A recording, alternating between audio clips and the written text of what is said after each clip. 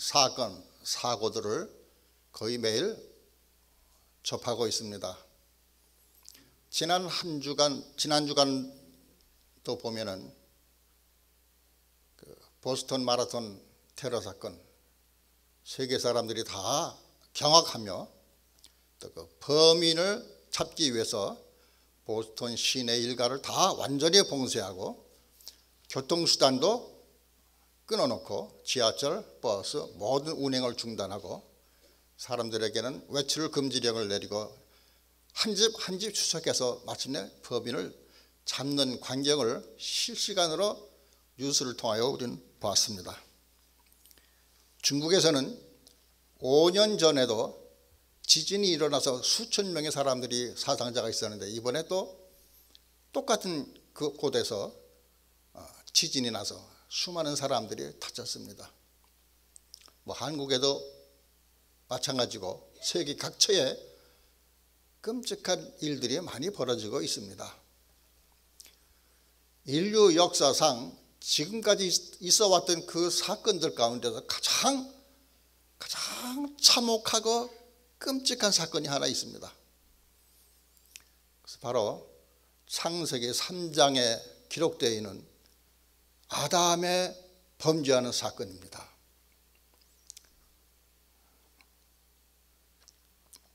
아담 한 사람이 범죄함으로 말미암아 그 여파가 영향이 온 인류 전체를 죽음으로 몰아갔습니다. 그 보스턴 테러 사건을 통해서 사상자가 한 100여 명 났고 중국의 그 지진으로 인해서 수천 명의 사상자가 났습니다. 그렇지만은 창세기 3장에 나와 있는 아담의 범죄 그 사건으로 말미암아 이것은 전 인류를 멸망시키는 끔찍하고도 참혹한 사건이라고 하는 것입니다. 아담은 하나님께 불순종하고 먹지 말라고 말씀하신 선악을 알게 하는 나무의 열과를 키웠고 따먹었습니다. 그러자 그는 자기의 죄 때문을 깨닫고 그 과실나무 이름 그대로 선악을 분별하게 되고 자기 스스로가 죄된 죄인이라는 사실을 깨닫고 하나님의 낯을 피하여 동산나무 숲 사이에 숨었습니다. 로마서 5장에 보면은 한 사람으로 인하여 죄가 세상에 들어왔고 죄로 말미암아 모든 인류에게 사망이 왔다고 했습니다. 아담 한 사람의 그 불순종의 범죄는 전 인류가 죄인 되는 죄의 싹은 사망이라고 했는데 모든 사람들이 사망 가운데 거하게 되었습니다. 여러분 얼마나 무시무시합니까? 얼마나 끔찍합니까? 아담이 범죄하지 않았다면 아마도 우리는 지금까지 하나님과 더불어 영생복락 누리며 고통과 두려움과 한숨과 눈물 없이 편안한 삶을 살았을 겁니다. 그런데 여러분 우리들의 오늘 삶이 어떻습니까? 미국이 부강한 나라고 편안한 나라고 하지만은 여러분 우리 미국에 살려는 우리가 정말 그렇게 얼마나 편안합니까? 가정마다 사실 문제없는 가정이 거의 없을 정도로 특별히 예수 믿는 신자들의 가정까지도 복잡한 일들이 많습니다. 계획하는 일마다 잘 되는 게 없고 계획하는 일마다 자꾸 좌절합니다. 원치 않는 몸에 병이 들어서 죽음을 향해 나아갑니다. 가정의 부부간의 문제, 자녀간의 문제, 또 경제적인 문제로 말미암아 숨통을 조이는 것 같이 하루하루를 답답하게 살아가는 사람이 얼마나 많습니까? 내일을 알지 못하여서 두려움 가운데 하루하루 살아가는 인생들이 너무나도 허다합니다. 왜 이렇게 참혹한 인생살이가 되었습니까? 아담의 범죄로 말미암아 일어난 결과입니다. 그런데 오늘 본문에 보니까 범죄하여 두려움에 떨고 있는 죄인 아담이 숨어있는 그 나무숲 사이로 하나님께서 찾아오셨습니다. 그리고 아담에게 질문을 합니다. 이 질문은 하나님께서 인류에게 던지는 가장 최초의 질문입니다. 아담아, 내가 어디에 있느냐? 아담아, 아담아, 내가 어디에 있느냐? 여러분이 이 하나님의 음성을 이 시간 귀 기울여 들으시는 시간 되시기를 바랍니다. 하나님께서 아담을 찾으시는 이유는 하나님의 아담이 어디 있는 줄 몰라서 부르시는 것이 아닙니다. 하나님은 지금 아담이 나무 숲 사이에 숨어서 두려움에 떨고 있는 아담을 보시면서 말씀하십니다. 아담아, 내가 어디에 있느냐? 하나님께서 왜 찾아오셨을까요? 혼내주려고요? 불순종한 아담을 벌주기 위해서요? 아닙니다. 하나님은 비록 범죄한 아담일지라도 그를 지극히 사랑하시고 끔찍히 사랑하시고 그 아담으로 하여금 용서를 베풀기 위한 기회를 만들기 위해서 찾아오셨습니다. 아담으로 하여금 입으로 자기의 죄를 고백하고 그래서 용서해 주기 위해서 하나님이 찾아오신 던진 말씀입니다. 아담아, 내가 어디에 있느냐? 장소를 물으시는 게 아닙니다.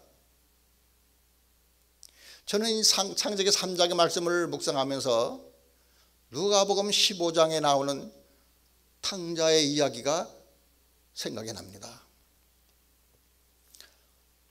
창세기 3장의 말씀과 누가복음 15장 둘째 아들의 이야기가 대비되는데 똑같은 결과가 나옵니다.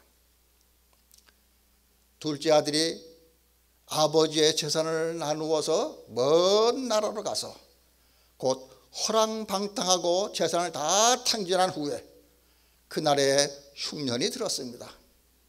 먹을 것이 없었습니다. 가진 돈도 없습니다. 저 살기 위하여 발버둥 치며 한 것이 돼지치는 일을 하였습니다.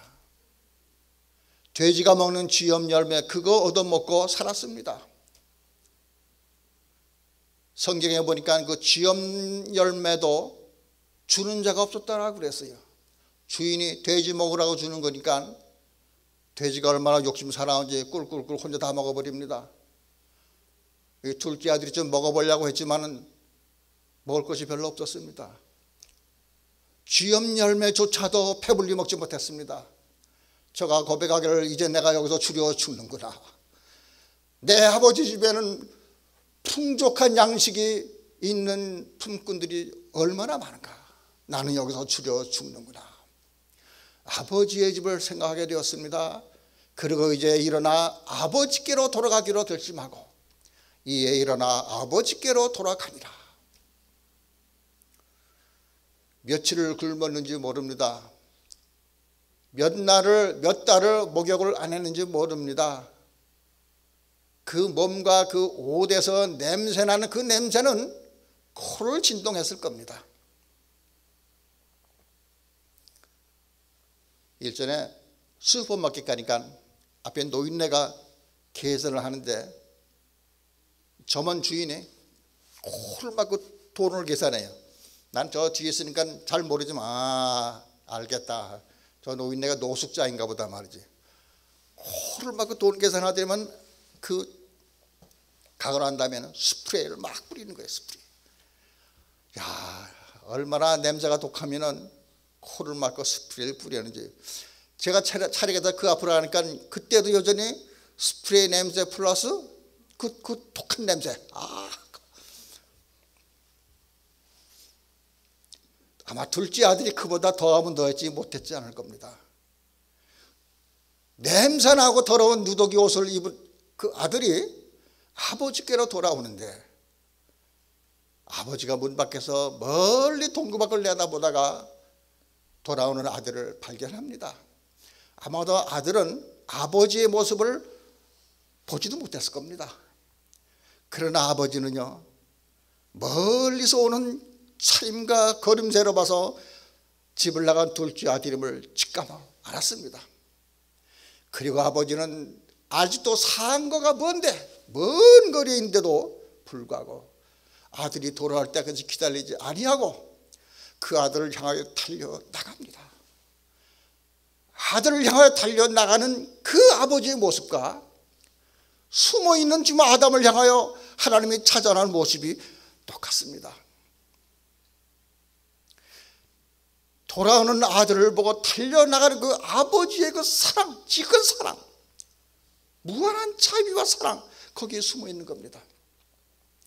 우리가 누가복음 15장, 저는 어렸을 때부터 탕자의 이야기 이렇게 들어서 거기에 주인공이 탕자로 생각했어요.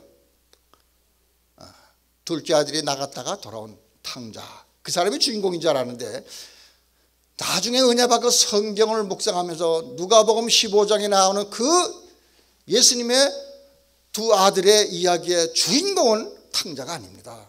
누가 주인공입니까? 하나님, 아버지가 주인공이에요. 여러분들이 그 아버지의 초점을 맞춰서 그 말씀 다시 한번 읽어보세요. 아버지의 무한한 사랑과 한없이 넓은 그 사랑 속에 우리는 깨달음을 받을 겁니다. 냄새나는 그 아들, 돌아온 그 아들을 아버지는 달려가다가 목을 끌어안고 입을 맞추며 아들을 맞이했습니다. 그 어떤 점원처럼 코를 막고 껴안는 게 아닙니다. 아들의 목을 끼어안고 어쩔 줄 몰라 하며, 그리고 그 아들을 향하여 너는 죽었다 살아난 아들이여, 잃었던 아들이라, 새로 찾은 아들이라고 온 동네 사람들을 불러다가 아들에게 가장 좋은 새 옷을 입히고 손에는 가락지를 끼고 발에는 신발을 신기우고 송아지를 잡아 잔치를 베풀었습니다. 아버지 하나님의 사랑을 거기서 우리는 발견할 수가 있습니다. 하나님이 지금 에덴 동산 나무 숲속에 숨은 그 아담을 찾아오시는 것은 마치 그 보스턴 테러 범인을 찾기 위해서 경찰들이 색칠하기 위해서 포유망을 좁히고 마침내 잡아내는 그런 것이 아닙니다. 하나님은 아담이 어디 있는지 뻔히 알면서도 아담아 내가 어디 있느냐, 너 왜 거기서 두려워 떨고 있느냐 하시는 말씀인 것입니다. 네가 왜 언제부터 그렇게 나를 두려워했느냐, 왜 그렇게 불안하며 떨고 있느냐, 그 질문 아닙니까? 여러분, 우리 인생 삶에 왜 이렇게 두려움과 불안과 좌절과 실패 속에서 살아합니까? 그때에 우리 아버지의 음성을 듣는 시간 되기 바랍니다. 아담아 내가 어디에 있느냐. 아담이라고 하는 뜻은 하나님께서 아담을 지을 때는 사람이란 뜻이에요. 그게 아담, 히브리어로 사람이라는 뜻이에요. 그러니까 하나님께서는 흙으로 이렇게 모양을 만들고 코에다 하나님의 생기, 숨을 후 불어넣으시고 사람이 생명이 난 다음에 너는 아담이다. 그 말은 너는 사람이다. 하나님이 만들고 사람이라고 붙여줬어요. 그러므로 아담아 내가 어디냐 하는 그 음성은 사람아 내가 어디 있느냐. 거기에 각자 여러분들의 이름을 한번 넣어보세요. 하나님께서 나에게 부르시는 음성이 아닐까요? 하나님은 나를 책망하기 위해서, 죄책을 잡기 위해서 찾아오시고 부르시는 음성이 아니라 하나님께서는 나를 불쌍히 여기시고 내가 아직 죄인되었을 때, 하나님을 알지도 못할 때, 하나님을 향하여 뒷발질을 칠 때, 그때 하나님께서는 나를 사랑하시사. 하나님의 사랑이 얼마나 무궁합니까? 하나님의 사랑이 이처럼 사랑하셔서 독생자를 주셨어. 하나님의 독생자를 우리에게 주시기까지 그러한 사랑을 베푸셨습니다.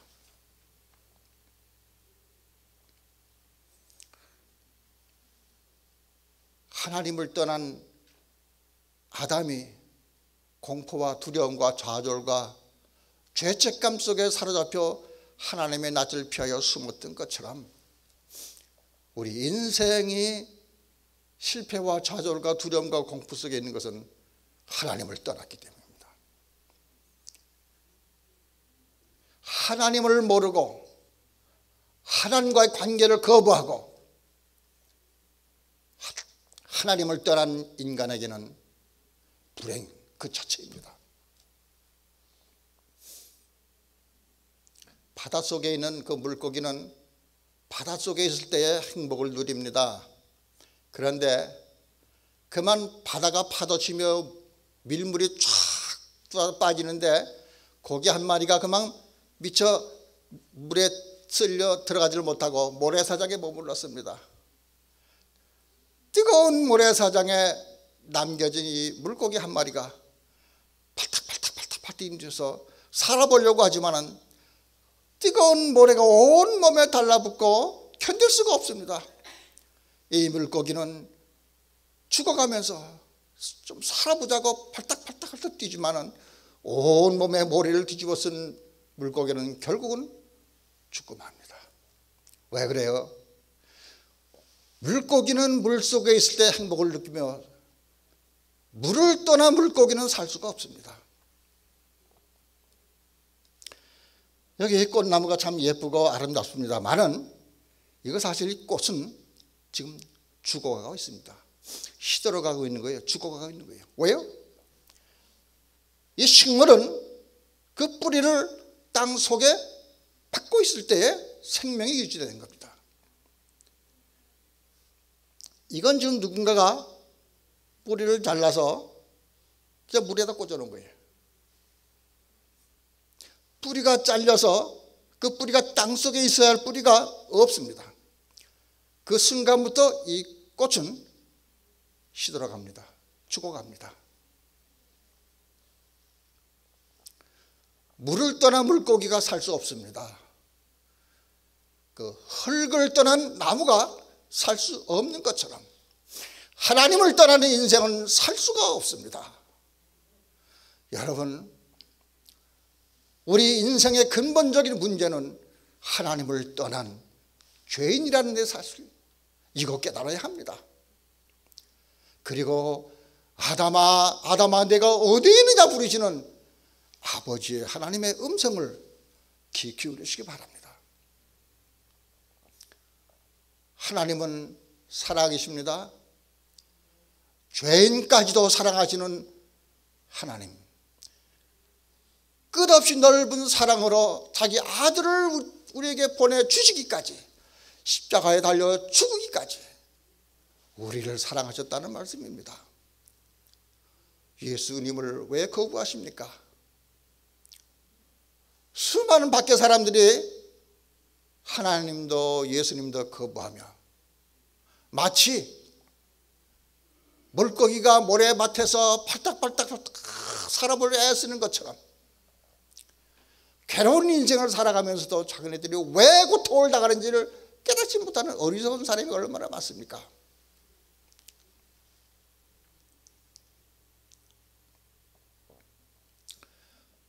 교회 다니는 사람을 제가 가만히 생각해 보니까 한 세 부류의 사람이 있어요. 세 부류. 예수 그리스도를 통하여 구원받고 감사함으로 감격하여 하나님께 찬송하며 예배하기 위해 나오는 신자. 진짜 신자죠? 아마 어느 교회나 저는 그 대부분이라 생각합니다. 대부분. 제가 학생 때는 극소수라고 생각했어요. 극소수. 왜냐하면은 내가 나를 생각해도 이게 믿기는 믿지만 이게 엉터리라. 믿긴 믿어요. 근데 엉터리야. 교회에서 학생 회장하고 이럴 때는 잘 믿는 사람 같은데 여기 교회 밖 떠나면은요, 내가 지난번에도 간증했지만 예수 믿는 거 가리우느라고 엉터리예요.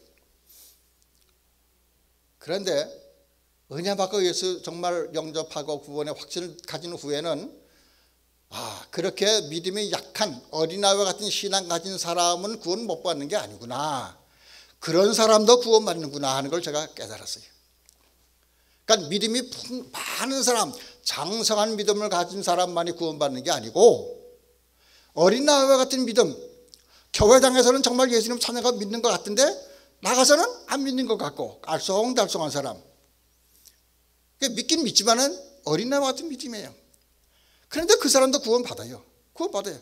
100% 구원받아요. 왜? 그 안에 어린아이와 같은 믿음이나 믿음이 있기 때문에. 믿음이 있어요. 그래서 교회 다니는 사람들의 대부분이 구원받는다, 저는 그렇게 생각해요. 그런데 그 중에 일부 두 부류의 사람이 더 있습니다. 하나는 습관적으로 교회 다니는 사람이 있어요. 습관적으로.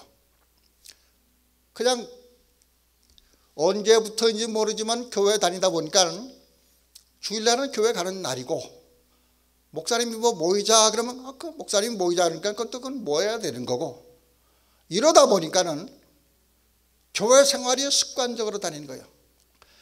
예배를 하고 설교를 듣고 기도를 하고 다 청년을 하지만은 마음에 충만한 뭔가 만족감과 없어요. 감동이 없어요. 맹숭맹숭하단 말이에요. 왜? 습관적으로 교회 다니니까. 습관적으로 교회 다니는 사람은 그 믿음 없는 겁니다. 없는 겁니다. 이건 몸만 교회에 나와 있지 구원받는 믿음이 없는 겁니다. 또 한 부류 사람은 취미로 나오는 사람. 취미. 교회 다니는 게 취미 생활이에요. 취미 생활. 교회 나오면 좋아요.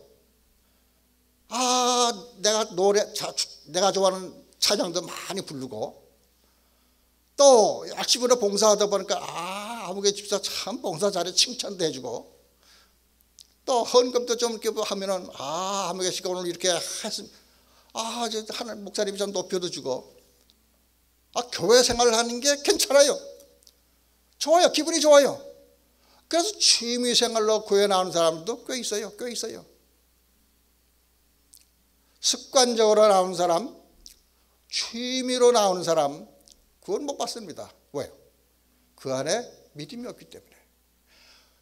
하나님 앞에 있다고 해서 구원받는 것이 아니라 하나님께서 우리를 보내준 예수 그리스도, 예수님을 내 안에 모시고 영접하는 사람만이 구원이 있습니다.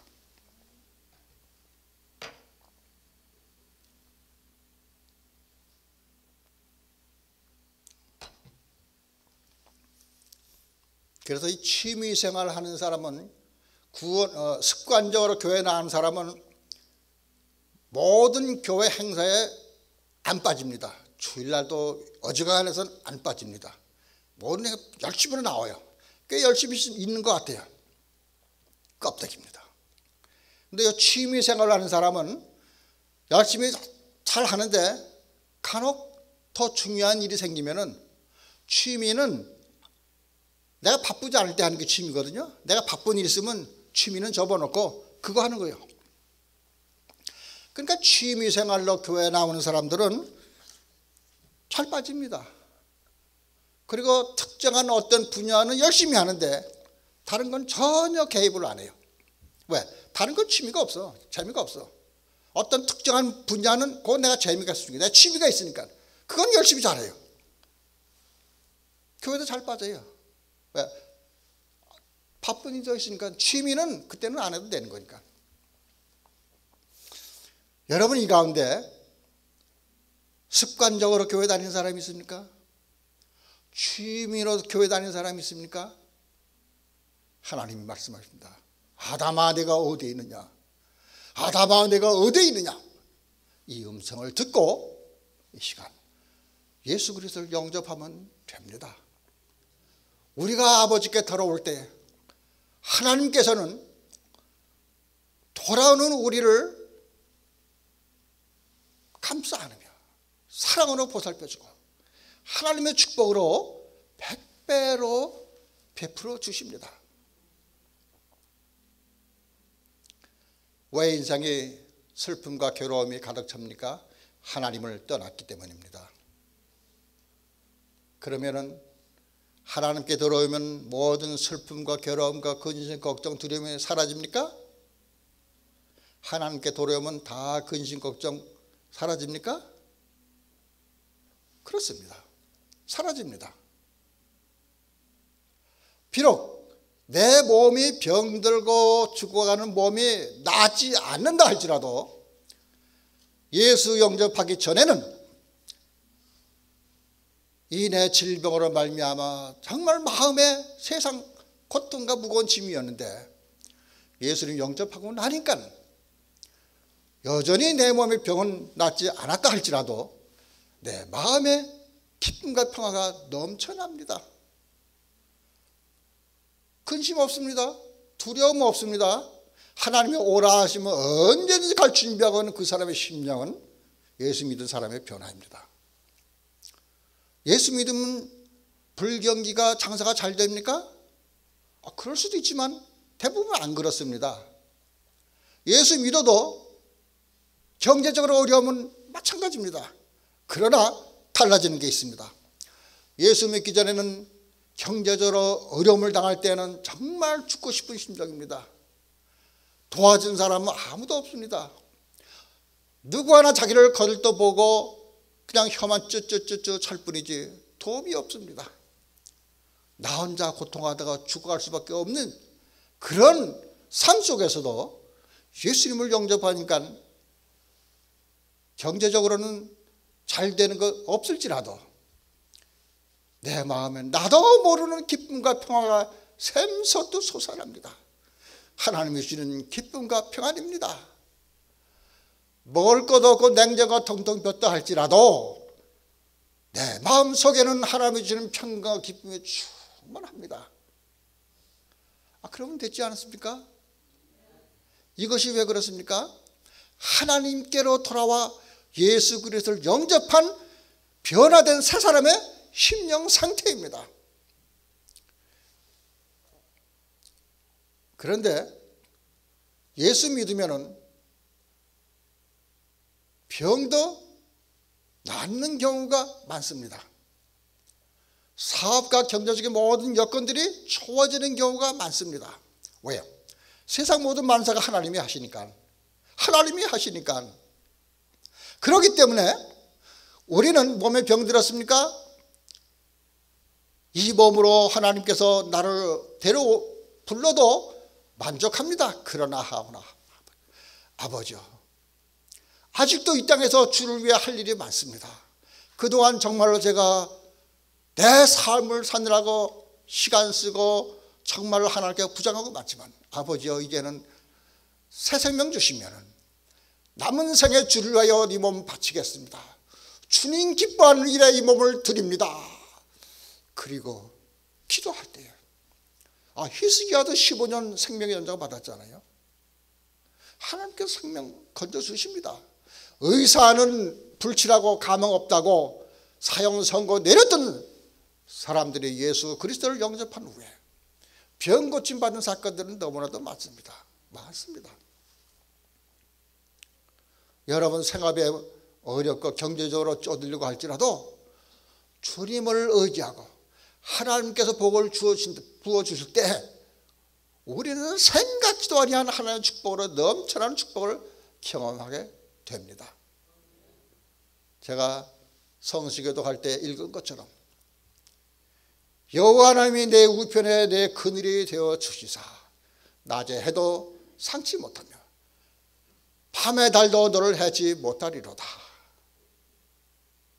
여호와께서 모든 환난에서 면케하시며 이제로부터 영원토록 너의 출입을 지키시리로다. 아멘. 하나님은 참 좋으신 하나님이십니다. 우리가 죄인 되었을 때에 하나님을 알지도 못하고 사도 바울처럼 예수 이름을 향하여 가시체를 뒷발질하던 그런 자도 하나님은 여전히 사랑하시사 부르십니다. 아담아 내가 어디 있느냐. 주께서 부르시는 이 음성을 듣고 예수님을 영접하십시오. 너희 죄가 주홍 같을지라도 눈과 같이 희어질 것이요 진홍같이 붉을지라도 양털같이 되리라. 수고하고 무거운 짐자들아 다 내게로 오라. 내가 너희를 쉬게 하리라. 예수님을 영접하여 이 험악한 세상에서 질병과 고통과 고난 많은 세상에서도 마음의 기쁨과 평강으로 넘쳐나는 복된 성도 여러분 되시기를 주님의 이름으로 축원합니다.